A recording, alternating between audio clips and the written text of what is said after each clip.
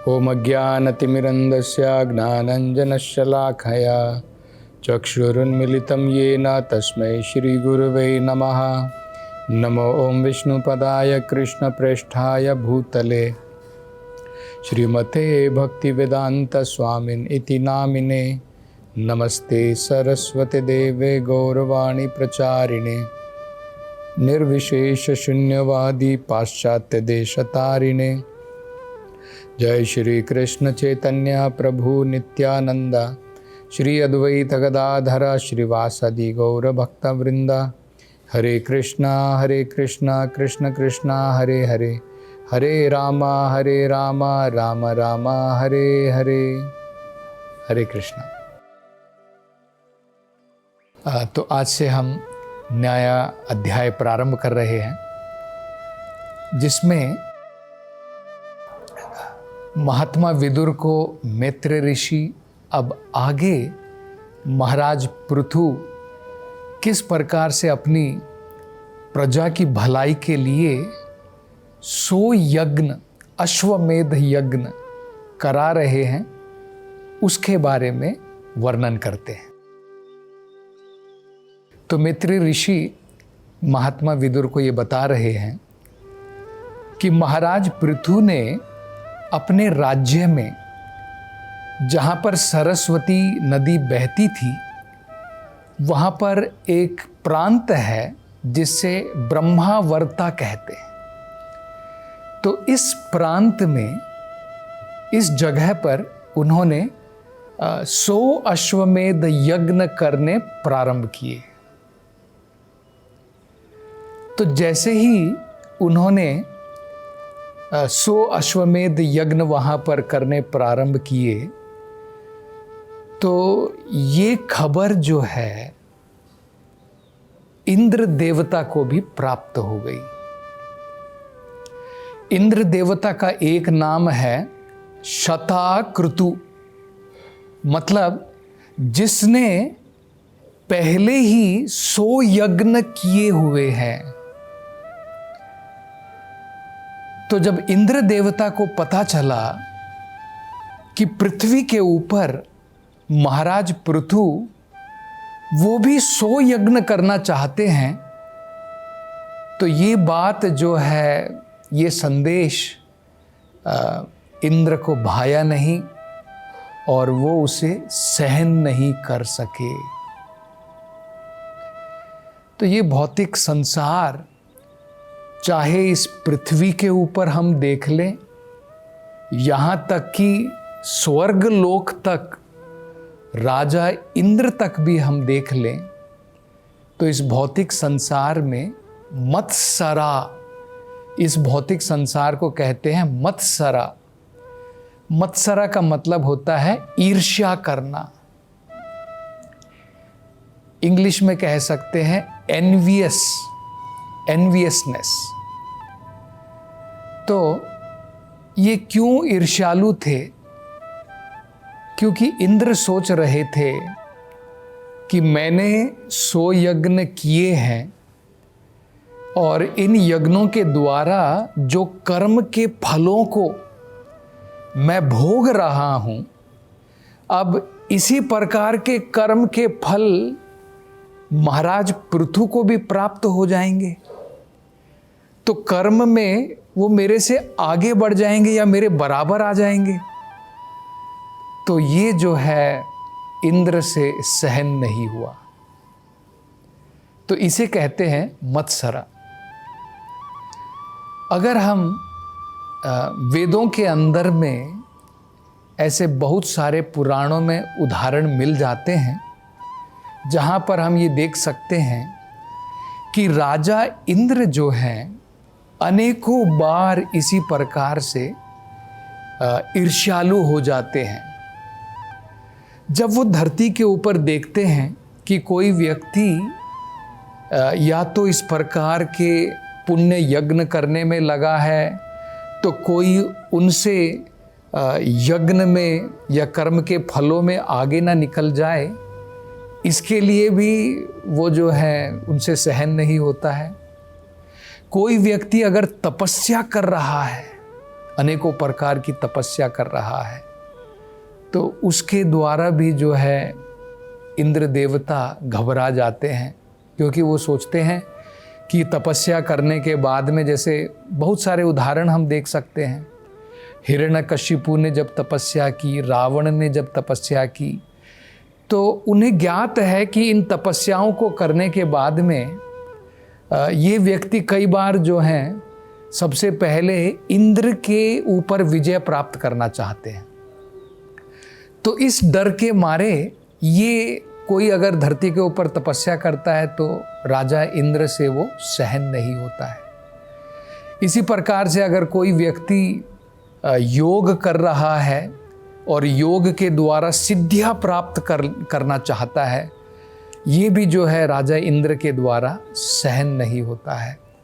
तो वो क्या करते हैं, इन लोगों के कार्यक्रम में बाधा डालने का प्रयास करते हैं, ताकि जो व्यक्ति या तो तपस्या कर रहा है, यज्ञ कर रहा है, योग कर रहा है, उनके कार्यक्रम में बाधा आ जाए और वो अपने फलों की प्राप्ति न कर सके। तो ये भौतिक संसार में हम देख सकते हैं कि स्वर्गलोक में भी राजा इंद्र भी जो है मत्सरा, ईर्ष्या, एनवियसनेस से वो भी जो है फ्री नहीं है, उसको भी छुटकारा इससे नहीं है। तो इस भौतिक संसार में हम लोग ये देख सकते हैं कि जब कोई व्यक्ति उन्नति करता है, कोई व्यक्ति हमारे से आगे बढ़ रहा है, तो हमारे मन के अंदर में ईर्ष्या ऑटोमेटिकली आ जाती है। ये भौतिक संसार है। भागवतम जो है, इसलिए अगर आप देखेंगे शुरुआत में ही कहा है कि भागवतम धर्म जो है, भागवत धर्म, वो क्या सिखाता है? परमो निर्मत्सरानाम सताम। ये भौतिक संसार क्या है? मत्सरा। इसके अंदर में केवल ईर्ष्या भरी हुई है। लेकिन भागवत हमें सिखाता है कि किस प्रकार हम इस मत्सर से निर्मत्सर हो सकते हैं। बिना ईर्ष्या के हम अपना जीवन जो है सफल बना सकते हैं। उसे कहते हैं निर्मत्सरानाम। तो इसमें क्या अंतर होता है ये हम देख सकते हैं। तो भागवत धर्म उनके लिए है जो व्यक्ति दूसरों से ईर्ष्या नहीं करते हैं, जिनके हृदय के अंदर में ईर्ष्या का कोई स्थान नहीं है। तो इसमें हम देख सकते हैं कि दोनों में कितना अंतर होता है। भौतिक संसार में अगर कोई तरक्की करता है, कोई अपने काम में आगे बढ़ जाता है, तो तुरंत हम ईर्ष्या करते हैं और उसके काम में बाधा डालने का प्रयास करते हैं ताकि वो व्यक्ति अपने काम में आगे ना बढ़ सके। लेकिन देखिए आध्यात्मिक संसार में क्या होता है, इसका उल्टा होता है। अगर कोई भक्त उन्नति कर रहा है, अगर कोई भक्त आगे बढ़ रहा है किसी भी चीज़ों में, भगवान की भक्ति में या भगवान की कृपा से हो सकता है कि किसी भक्त के पास में धन, दौलत, ऐश्वर्य की भी कोई कमी ना हो, भगवान जो है कुछ भी प्रदान कर सकता है, तो दूसरा भक्त जो है उससे ईर्ष्या नहीं करता है। मान लीजिए कोई भक्त जो है भगवान की कृपा के द्वारा बहुत फेमस भी हो जाता है। इस भौतिक संसार में अगर कोई यशस्वी हो जाता है, फेमस हो जाता है, तो हम जो है उसे नीचे दिखाना चाहते हैं, अपने आप को ऊंचा दिखाना चाहते हैं। लेकिन आध्यात्मिकता में, भगवान की भक्ति में इसका कोई स्थान नहीं है।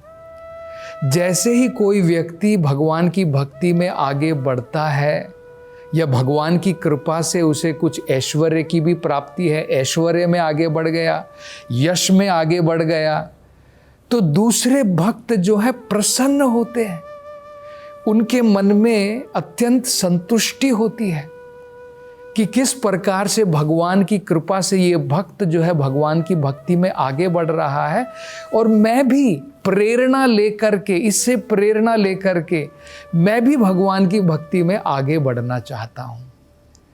तो देखिए कितना अंतर होता है भागवत धर्म में और इस भौतिक संसार के अंदर में। इसलिए भागवत धर्म के द्वारा वैकुंठ लोक की प्राप्ति होती है, और भौतिकतावाद में अगर हम लोग डूबे रहेंगे तो बार बार इसी मत्सर ईर्ष्यालु संसार में हमें जन्म लेना पड़ेगा। तो ये बड़ा महत्वपूर्ण संदर्भ हम यहाँ पर समझ सकते हैं। अब आगे जब उन्होंने ये प्रारंभ किए भगवान के बारे में, जो है भगवान के ये अश्वमेध यज्ञ जब प्रारंभ किए तो तुरंत वहाँ पर भगवान प्रकट हो गए। भगवान जिन्हें यज्ञ पुरुष कहते हैं, स्वयं भगवान विष्णु वहाँ पर प्रकट हुए। तो सबसे पहले तो हमें ये समझना है, देखिए ये हमने पहले भी इसके बारे में चर्चा की थी कि अश्वमेध यज्ञ में जो अश्व की बलि चढ़ाई जाती है वो अश्व को मारने के लिए नहीं है, वो अश्व को नया शरीर और उच्च शरीर प्रदान करने के लिए होती है। ये आजकल हम लोग देखते हैं कि लोग बलि चढ़ा करके जानवरों की उसको जो है उसका मांसाहार करते हैं, प्रसाद के रूप में करते हैं। ये जो है यज्ञ करने का जो है अर्थ नहीं होता है। अश्वमेध यज्ञ या फिर गवालंबम जिसे कहते हैं, जिसमें कई बार जो है गाय की भी बलि चढ़ाई जाती है, गवालंबम अश्वमेधम, कलयुग में वर्जित है, क्योंकि कलयुग में हमारे पास में उस प्रकार की शक्ति नहीं है कि हम उनको बलि में अश्व में जो है उस अश्वमेध यज्ञ में या गवालंबम यज्ञ में उनका बलिदान करके उनको नए शरीर हम प्रदान कर सकें। इस प्रकार की शक्ति कलयुग में लोगों के अंदर में नहीं है। तो इसलिए अश्वमेधम गवालंबम कलयुग के अंदर में वर्जित है। कलयुग के अंदर में सबसे बढ़िया यज्ञ जो बताया गया है भगवान के नाम का संकीर्तन है, ये हमको समझना है। तो इन्होंने जो है जब जैसे ही भगवान का ये जो है अश्वमेध यज्ञ भगवान की संतुष्टि के लिए प्रारंभ किए तो तुरंत भगवान जो है प्रकट हुए। और बड़ा सुंदर श्लोक है जो भगवान के बारे में वर्णन कर रहा है, जो वहाँ पर शब्दों का प्रयोग किया गया है बड़े महत्वपूर्ण हैं। तो वो श्लोक हम थोड़ा समझने का प्रयास करेंगे। तो उसमें कहा है, यत्र यज्ञपति साक्षात। इस यज्ञ में जो पृथु महाराज कर रहे थे, सो यज्ञ उन्होंने प्रारंभ किए थे। जैसे ही उन्होंने यज्ञ प्रारंभ किए तो यत्र उस जगह पर यज्ञपति साक्षात, भगवान विष्णु जो यज्ञपति हैं साक्षात वहां पर प्रकट हुए। तो भगवान को यज्ञपति कहते हैं। मतलब क्या है, देखिए यज्ञ किसी देवताओं की संतुष्टि के लिए नहीं है। यज्ञ जो किए जाते हैं अल्टीमेटली अंत में भगवान की संतुष्टि के लिए, क्योंकि उनको ही यज्ञेश्वर या यज्ञपति कहा जाता है। तो भगवान विष्णु जो यज्ञेश्वर हैं, जो यज्ञपति हैं, साक्षात प्रकट हुए। और क्या किया है देखिए, तो ये जो यहाँ पर शब्द जो प्रयोग किए गए हैं बड़े महत्वपूर्ण हैं। एक तो भगवान यज्ञपति हैं, दूसरा कहा गया है कि साक्षात वो भगवान है, साक्षात भगवान। अब ये साक्षात भगवान यहाँ पर क्यों किया गया है, क्योंकि महाराज पृथु भी भगवान के अवतार हैं, लेकिन वो साक्षात भगवान नहीं है। अंतर हमको समझना है। वो भगवान के शक्त्यावेशा अवतार है। जब भगवान अपने अनेकों अवतार लेते हैं, जैसे उदाहरण के तौर पर नरसिम्हा का अवतार लिया, जब भगवान ने राम का अवतार लिया, जब भगवान ने वराह का अवतार लिया, ये सारे भगवान के साक्षात भगवान हैं। इन अवतारों में और भगवान में कोई अंतर नहीं है। तो इसमें हमें समझना है कि कई बार भगवान डायरेक्टली साक्षात अवतार नहीं लेते हैं। वो क्या करते हैं, किसी पुण्य जीव को कुछ अपनी शक्ति प्रदान कर देते हैं, तो उन्हें शक्त्यावेश अवतार कहते हैं। जैसे हमने इसके बारे में पहले भी चर्चा की थी, भगवान ने नारद मुनि को अपनी भक्ति की शक्ति प्रदान की है, वो भी शक्त्यावेश अवतार हैं। भगवान ने वेद व्यास को अपनी जो है ज्ञान की शक्ति प्रदान की, इसलिए वो भी भगवान के शक्त्यावेश अवतार है। वो भगवान नहीं है, साक्षात भगवान नहीं है, वो जीव है हमारी भांति, वो भी आत्मा है, वो परमात्मा नहीं है। लेकिन भगवान की कुछ विशेष शक्ति उनके अंदर में है। इसी प्रकार से भगवान ने अपनी विशेष शक्ति जो है पृथु महाराज को भी प्रदान की हुई है राज्य करने के लिए। राजा की शक्ति भगवान ने पृथु महाराज को प्रदान की है, तो वो भी भगवान के शक्त्यावेश अवतार हैं, लेकिन वो साक्षात भगवान नहीं है। लेकिन जब इस यज्ञ में साक्षात भगवान प्रकट हुए, उनके लिए कहा गया साक्षात भगवान। और उनके बारे में क्या कहा है, देखिए कहा है हरिर ईश्वराः। भगवान को हरि क्यों कहा जाता है? अब यहाँ पर हम देखेंगे कि पृथु महाराज जो है, इनको प्रॉब्लम आने वाली है। कौन देने वाला है इनको? अनेकों प्रकार के अब कष्ट पहुँचाने वाला है राजा इंद्र। इनके यज्ञ में बाधा डालने वाला है राजा इंद्र, क्योंकि उससे जो है ये टॉलरेट नहीं हुआ, उससे सहन नहीं हुआ कि मेरी बराबरी कर रहे हैं, मेरे से आगे निकल जाएंगे कर्म के फलों में। मैंने 100 यज्ञ किए हैं, पृथु महाराज ने 100 यज्ञ किए, ये मेरे नाम पर रहना चाहिए। तो अब भगवान जो है ये प्रॉब्लम सॉल्व करेंगे अपने भक्त की, इसलिए उनको हरि कहा जाता है। हरि का मतलब जो अपने भक्त की कष्टों को हरण कर लेता है, जो अपने भक्त की चिंताओं को हरण कर लेता है, उसे हरि कहते हैं। तो इसलिए भगवान को यहाँ पर हरि कहा है। ईश्वर क्यों कहा है? क्योंकि भगवान सुप्रीम कंट्रोलर हैं, वो कुछ भी कर सकते हैं। जो हमारे हाथ से नहीं होता है वो भी वो भगवान कर सकते हैं, इसलिए उनको ईश्वर कहा है।